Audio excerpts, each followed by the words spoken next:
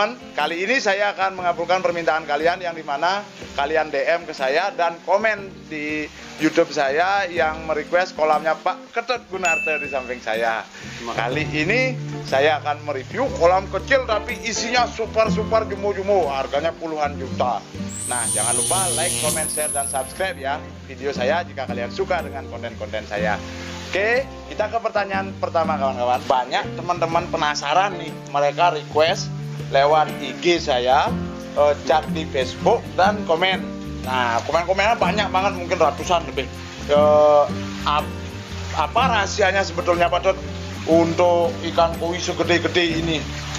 Sebetulnya kalau masalah rahasia sebenarnya terus terang saya sangat masih belajar sekali ya.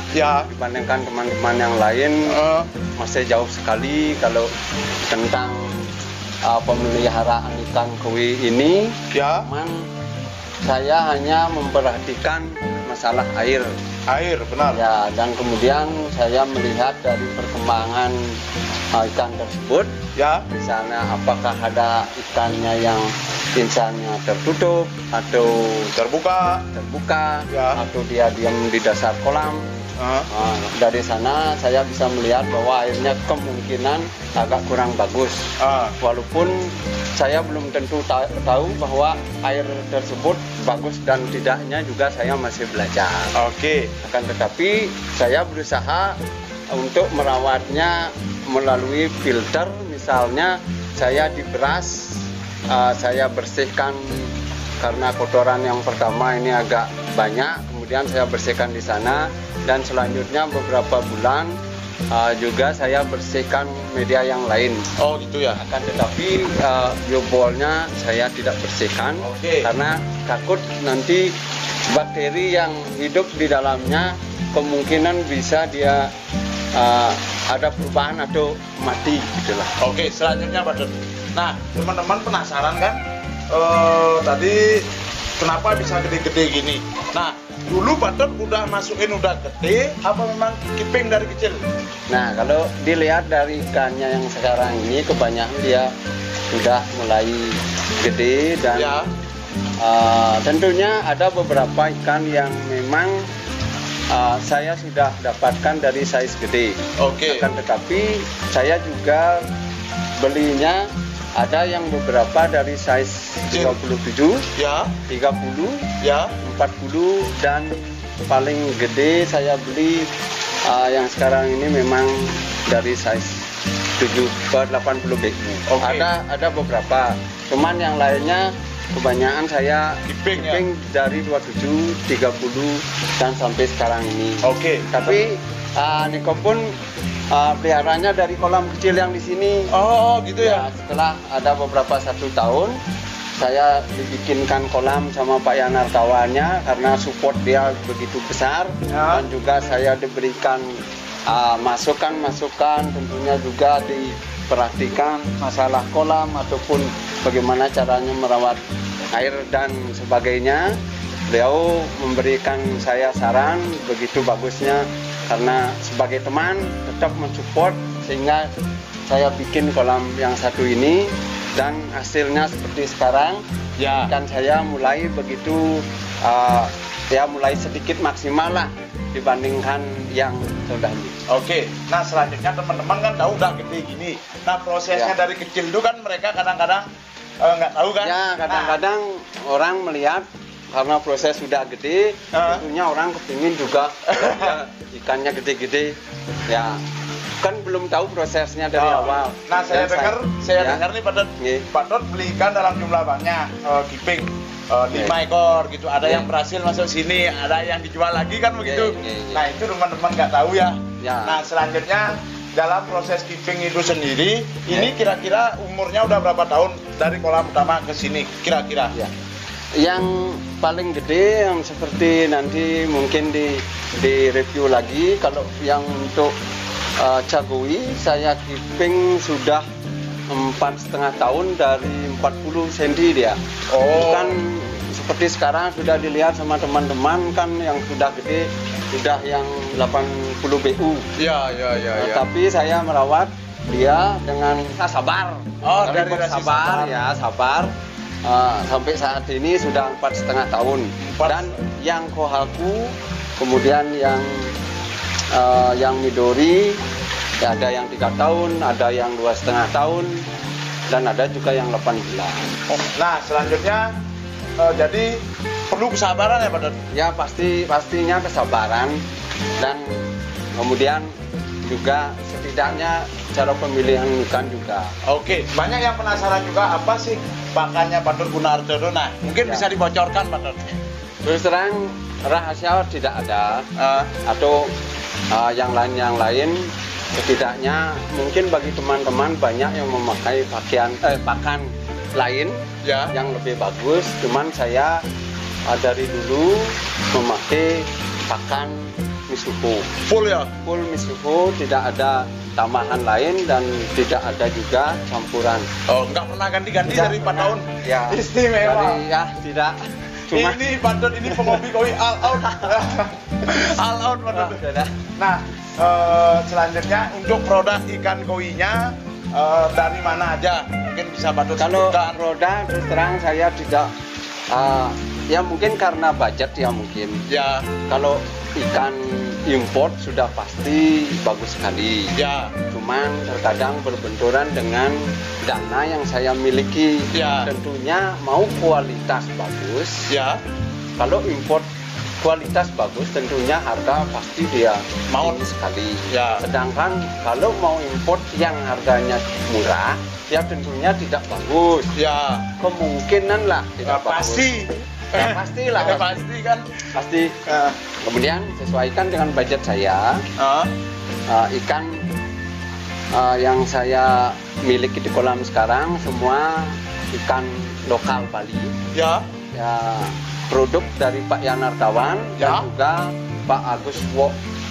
Lokal Payangan. Mantap, Payangan Rock City. Dan juga ada beberapa dari yang saya dapatkan sekarang dari Tegalinga, ya. Kemudian juga dari Blitar, juga ada dari Surabaya, ya. Buduan. Cuman itu ikan yang saya miliki di kolam sekarang.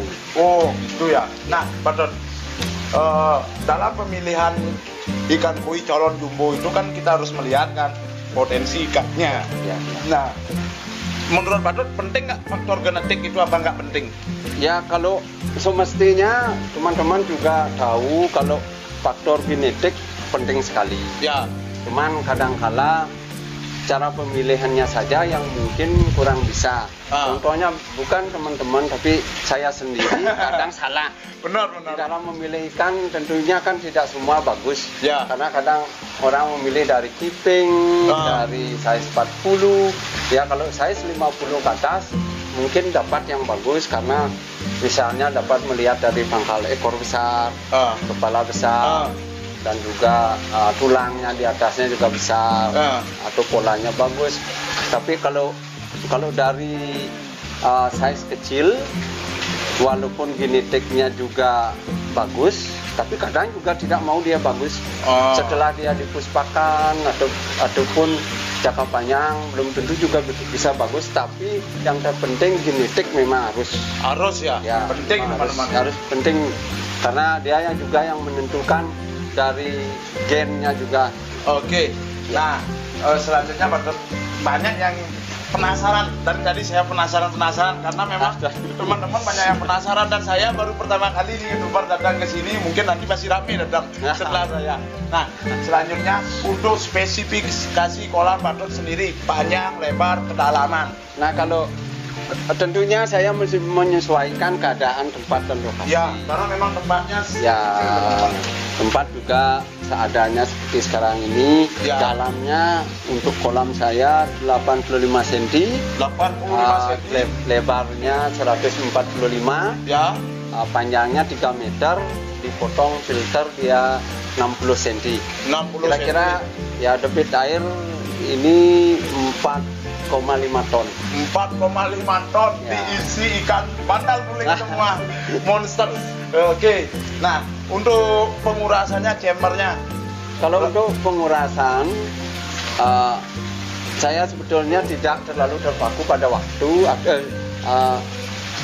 hari, ya, bukan perharian.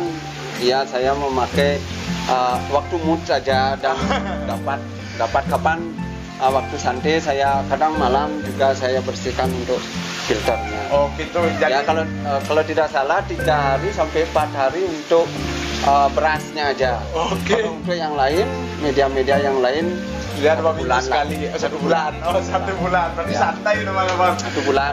Oke. Nah, rata-rata ikan patin sekarang ini harganya berapa sih? Rata-rata. Kalau harga tentunya kan relatif ya. Iya. Tergantung dari teman-teman lihat nantinya bagaimana, kalau teman-teman ada niat atau enggak. Kalau harga sulit saya katakan karena belum tentu juga, yang kadang kalau saya masih senang walaupun ditawar mahal, tentunya saya tidak mau melepasnya. Oh gitu ya. Kadang juga bisa murah karena saya ingin melepasnya karena kolam juga terlalu full. Oke, ya. Jadi kisi-kisinya saya kasih ya, karena Pak Tet nih nggak mau harga saya yang nanti di atas 10 lah teman-teman. Ya. Kisi-kisinya itu. Ya mudah-mudahan kalau itu juga ada yang mau beli. Oke, nah selanjutnya ke pesan-pesan penghobi pemula.